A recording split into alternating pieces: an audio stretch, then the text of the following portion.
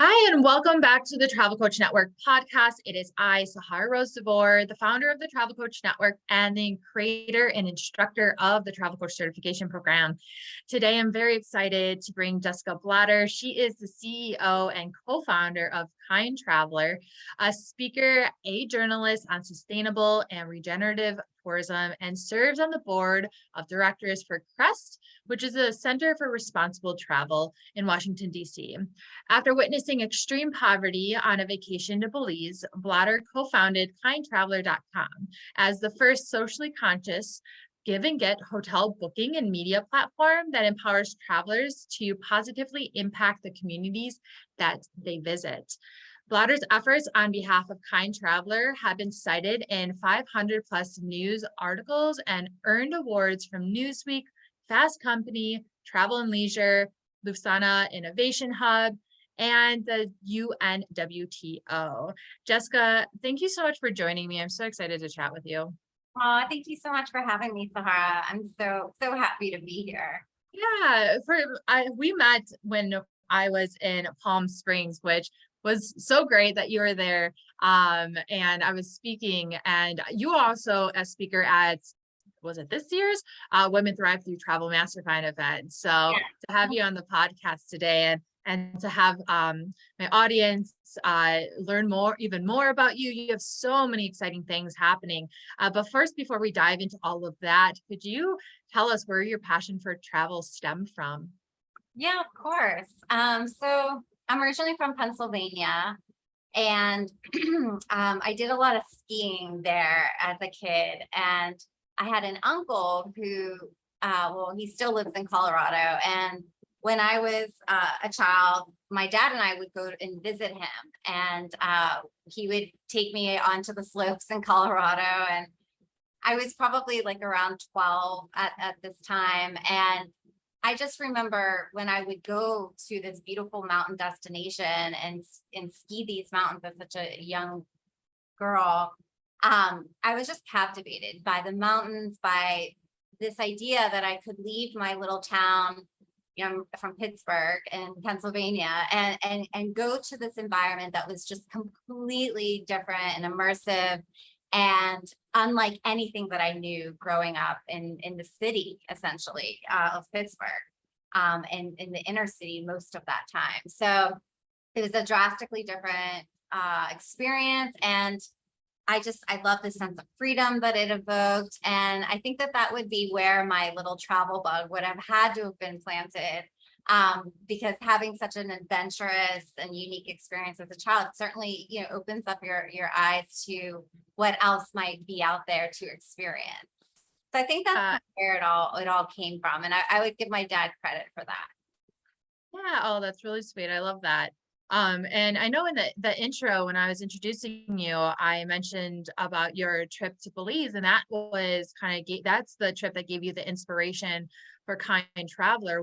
Tell our listeners what happened during that experience and where did that come from? Yeah. So my partner Sean and I, we went on a vacation to Belize. We were there to see the Mayan ruins and go caving and do the things you think of when you go on a vacation to Belize. But instead, we saw a lot of poverty. We saw a lot of emaciated dogs roaming the streets. We saw families living in shacks next to polluted swamps. And for us, we had been animal rescue volunteers in the States for several years at that stage. And when we saw the emaciated dogs, we had a really hard time just sort of turning a blind eye and minding our business and going on our vacation experience. I mean, for us, it was really impossible to ignore the devastation that we saw and just get excited about travel. So we were on a bus with other travelers, and the bus stopped. It was like the last chance at this little convenience store to grab any snacks or drinks or whatever. And when we got off the bus, like these dogs just kind of swarmed us, at the bus as we were getting off. And they were just begging, like they were so hungry and their little ribs were protruding. And it was instinct to go into the store and buy dog food. It was just instinct to do that. So, they happened to have dog food. I was so happy. Sean and I bought the kibble and we scattered it on the ground, and more dogs kind of kept coming out of the woodwork, and they were so happy. And when we looked up, the other travelers that we were on the bus with also were walking out of the store with dog food. And so we had like unintentionally inspired these other travelers to kind of like get involved in this very small act of feeding the dogs. But then when we got back on the bus, the entire sentiment had really shifted from like this, like kind of like sad, helpless feeling to a little bit of hope.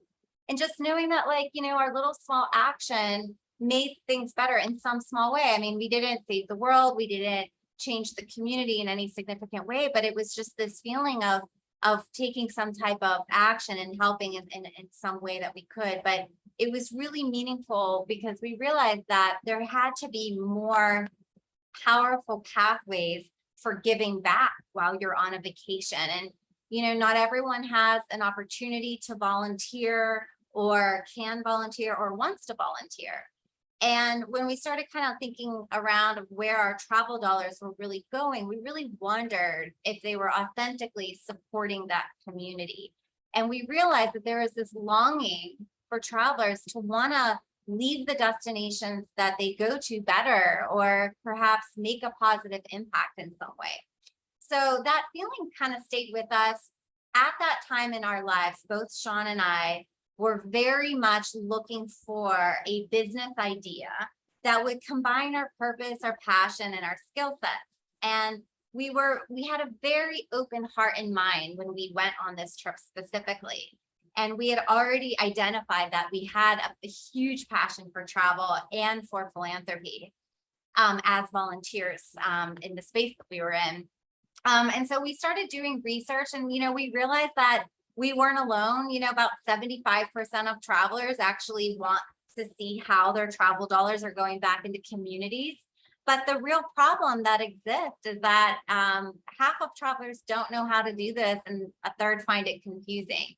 And besides volunteering, there are no easy pathways to really give back to community or environmental causes in a very meaningful way. And so we set out on this journey, what would end up taking 4 years to build Kind Traveler. And that's kind of how that pre-launch journey began after that trip to Bailey's. I love that. Well, first of all, I mean, you and I have so much in common in general, but I am that person when I travel. I always joke, and it's not a joke, I think it's true. I spend more money on food for the dogs that I see and the cats. There was cats when I was in Bali who were hungry too, and than I do for myself. I am such a big animal and dog lover, and that has always been something that really breaks my heart when I travel and see dogs that are in such misery like that. And there's so many places around this world I know. they're like that. And I remember when I was my mom's a big dog lover too. And I took her to Thailand a few times, and we would always buy food. And like, so it's one of our memories is like, remember when we fed the stray dogs on the streets with the food, and one even followed us into a mall one time because it just like loved us. It was like just these memories, but like, you're right. There's not an easy way to give back. And, and so many travelers do. And that's such a big, as the years went by, like that's a big thing now that we hear of regenerative tourism. And I know you're going to talk more about all of this, but, impactful travel and everything, especially as we come out of the pandemic, travel doesn't look the same anymore. And I always say it has changed for the better. People have more value, and there's more meaning to what we do, where we go, and, how we spend our money. So that's why, like, I love that you created this. I think it's a genius idea. I can obviously understand the hard work that it takes to build it, but you are not taking on an easy project. And so what keeps you and your partner going over the years with, that despite all the hurdles and everything? Well, I feel like I should probably explain what Kind Traveler is so that everybody. Yeah. Sorry. I know what it is. Yeah, no, that's okay. This journey that, yes, I mean, people have to remember that journeys can take a long time sometimes. And I think it is so important to kind of answer a little bit of that question, just to be so aligned and really spend the time to analyze like what your purpose is in life, like what are your passions, and where are your like highest skills, where do they lie? And looking at how they all might overlap in some way. And I think when you create that foundation, you really set yourself up for resiliency. And that's actually the talk that I gave to the Women's Work Accelerator was, 11 steps for founders to create a resilient journey. And because I think that there's so much there. It's not just one thing, there's really probably 20 things that you should do to set yourself up for resiliency, because these paths that we choose to take sometimes aren't easy, and we have to like de-risk ourselves as much as we can. But this journey that we started came with this idea of, why don't we create a give and get hotel booking platform that would essentially empower travelers to give back to the communities that they visit. And so our idea was very simple with Kind Traveler. It was, a give and get platform where at minimum of a $10 donation to a local charity that's in the community that you're visiting, will unlock an exclusive hotel offer with our curated Kind Hotel collection. And then through that model, 100% of the donations would go back to the charity, which would then create a triple win between the traveler, the charity, and even the hotel and destination.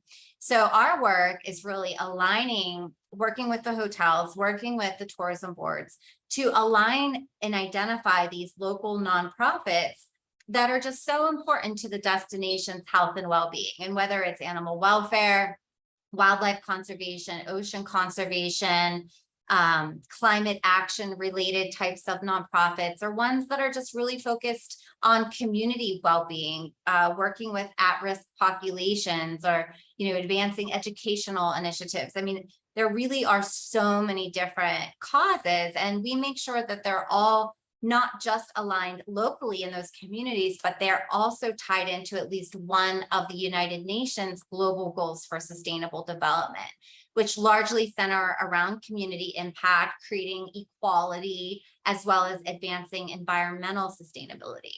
And so that's kind of the work we're doing behind the scenes. And we're negotiating these exclusive offers with the hotels to really motivate and give incentive to the traveler to choose to book with us in a very, crowded space, essentially, and reward them with a special offer, but give them that opportunity to give back in a meaningful way, and then measure the impact of their donation. So that's the other special sauce that we do, is like, we will tell the traveler exactly what that $10 does. And I always say, it's not about the 10, it's about what the 10 does. And it can do things like clean up 250 pounds of trash out of the Russian River up in Sonoma County with the Russian River Keeper, or with the Marine Mammal Care Center, it might take care of a marine mammal patient for a day, or even down in Belize with the Cayo Animal Welfare Society, it will provide food for a rescued kitten for up to 2 months. So it does all of these really tangible things. And of course, you can give more than $10 if you'd like. And we'll also measure however much you give to the impact metric of your dollar amount given. And so that's kind of the essentials of it. We have, since we've been growing it, we started with 20 hotels. So we now have 140 and about 150 nonprofits around the globe, specifically in 22 countries, but mostly here in the US, because we are a California-based company, but really we have properties in 22 countries. And, we're so excited to keep growing it, but also, we really seek to educate and inspire. So the Kind Traveler blog is a place of just like inspiration and itineraries, and everything is written through this conscious lens of what it looks like to show kindness to animals, the environment, and people on your journey, as well as to yourself, because that's also very important. Yeah, I mean, that's just incredible. The fact that you took an experience, just a trip that you went on, and went back and you turned something out of, a business out of that, based on what was in your heart and what you wish that you found. And that's why I wanted to invite you on the podcast today, because obviously the Travel Coach Network are a group of travelers out there around the globe, and to show that like you can do and create anything that you really are passionate for, but like you said, it's, it takes time and it's about hard work and hurdles and so much. As I know, paving the path in the travel coach industry, like there's the risk, there's, the pushback, there's so much just like you have overcome too. But I'm a big believer in just giving ourselves time, because over the years, industries change, new concepts, we evolve as humans, our values evolve. And so Yeah. that's why we're hearing a lot about this giving back and making a place better than when you arrived. You shared with me, which I'll put in the show notes as well. There's the impact tourism report from this year. Can you speak on that? Yeah, thank you for asking about that. Yeah, we have it on our blog right now. It's on the homepage of the blog, but it's the 2022 Impact Tourism Report. It's a free downloadable guide. It's around 70 pages, I believe. And we're so proud of it. We interviewed 64 hotels, tourism boards, and charities. And on top of that, we sent out an interview or a survey rather to our database, and we had over 1,000 respondents. And we were able to kind of do two different things. We uncovered 10 trends that were happening specifically in the impact tourism space that we feel like we're influencing sustainable and regenerative travel specifically for the future. So whether you are a hotel or somebody in the industry that is looking to align with such an initiative, you can really go here and see, how this looks in real life. Because I think that there's a lot of talk about sustainable and regenerative tourism, but there's not enough resources that are showing you actual real examples. Like this is actually in action. This is what it looks like. This is how it comes to life. This is the impact it creates. And this is why that impact was so important. And so we try to connect all those dots through these 10 trends that were real. And we saw our partners doing all these wonderful things. And so we brought those things to life. And then the other thing, through the over 1,000 respondents, 96% of them indicated that it was very important that their travel dollars benefited the communities that they visited. And they said that, one of the bigger challenge, I think almost 50% said it was challenging to find socially conscious hotels and tour operators that, would create opportunities for them to do that. And then about 40% indicated that they had challenges in creating stays that were considerate of the climate or carbon neutral.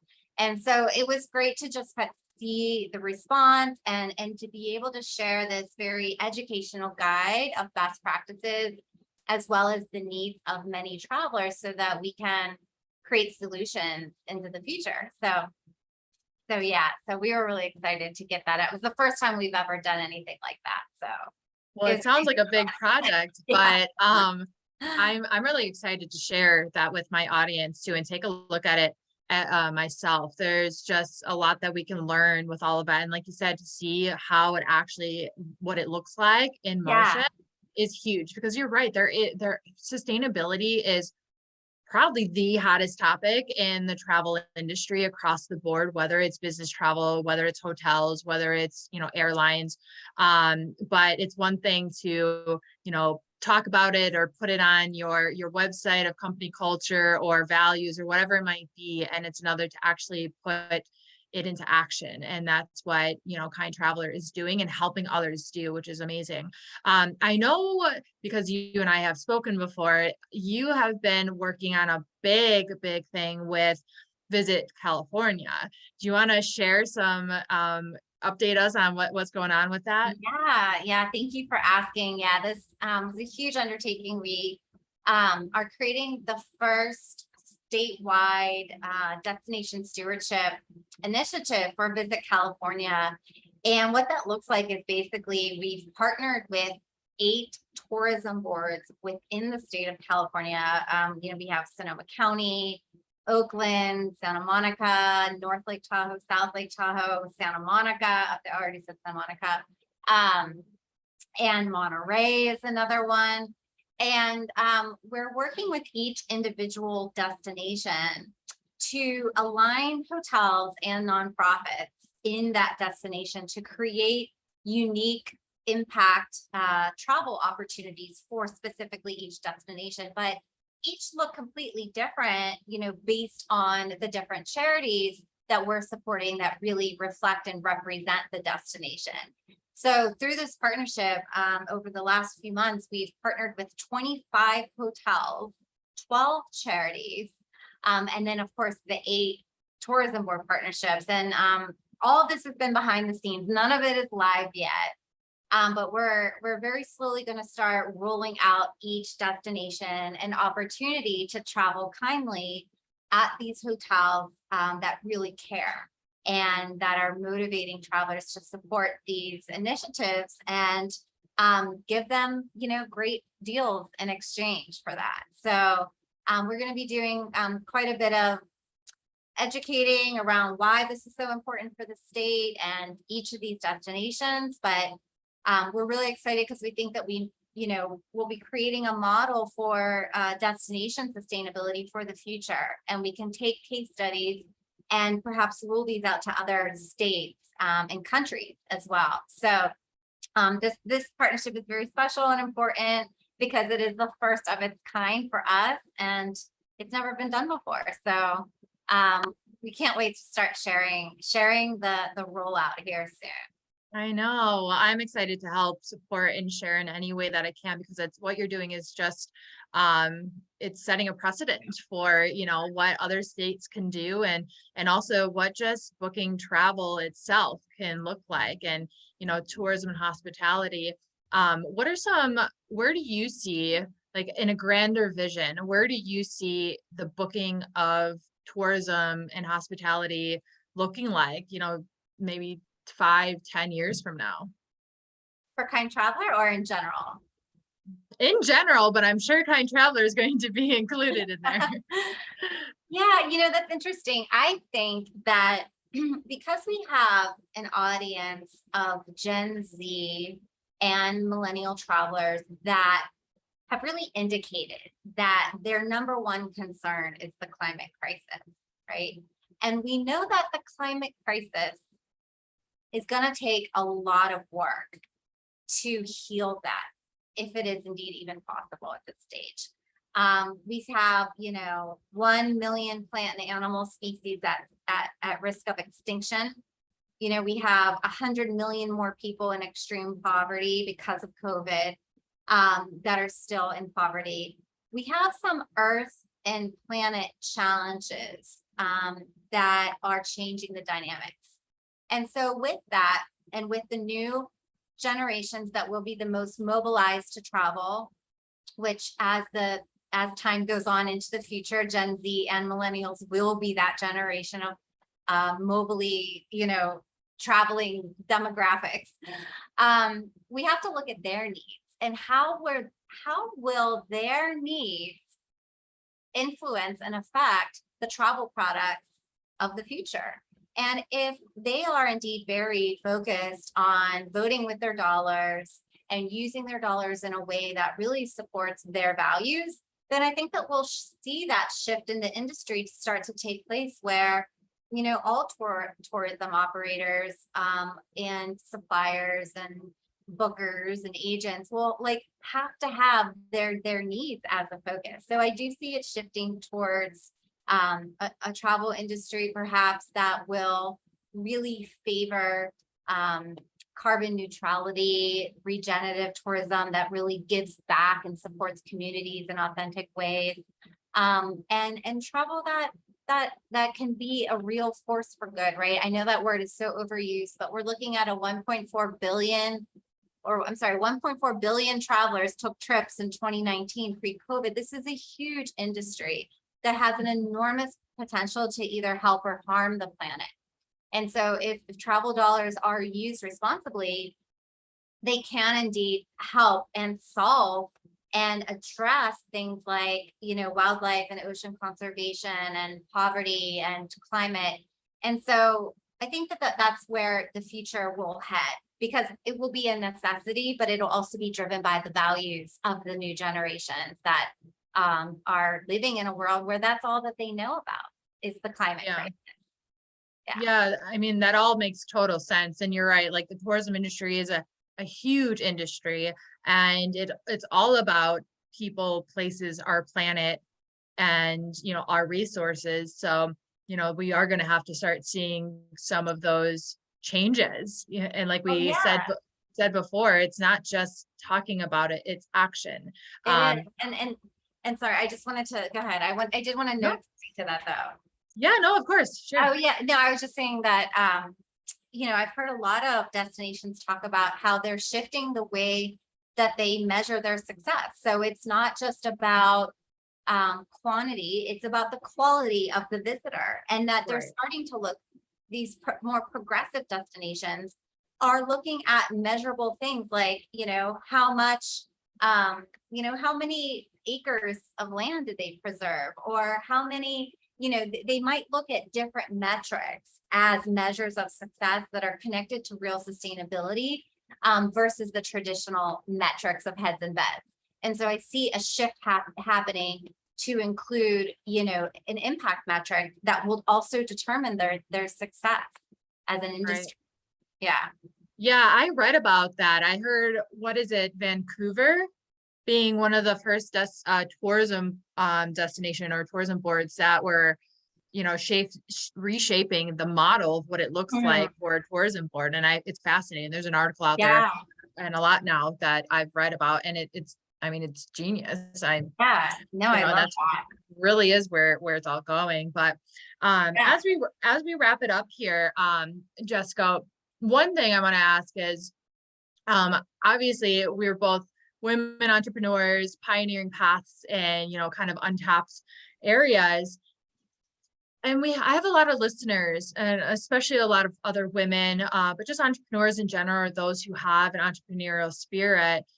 But we know this journey is not easy, and we know it takes time. We know there's a lot of hurdles and everything. um is there a lesson that you learned over the years, something that you can just inspire the readers with, or something that really helps you get through when there's those tough days? Yeah. Of course. I mean, I think that, one lesson I've learned is that, you can never go wrong in investing in yourself and in your own education. And whenever you're feeling lost on the journey, there's so many free educational resources out there now in the world that we live in. You can take a class, you can get certified online. But by always knowing that we have access to education and that we can turn to that to always gain perspective when we need to gain perspective, and knowing that that's always there for us if we want to take it. That certainly has been something that I've always done over the years. And another part of that education could be traveling, because travel inspires us. We get the new business ideas from traveling. We get perspective. We get in touch with our passions. We might get in touch with our purpose. Another place to go to when we want more clarity is to really think about our higher purpose. Ask yourself, what are some of the challenges that keep you up at night, from a local or a global perspective?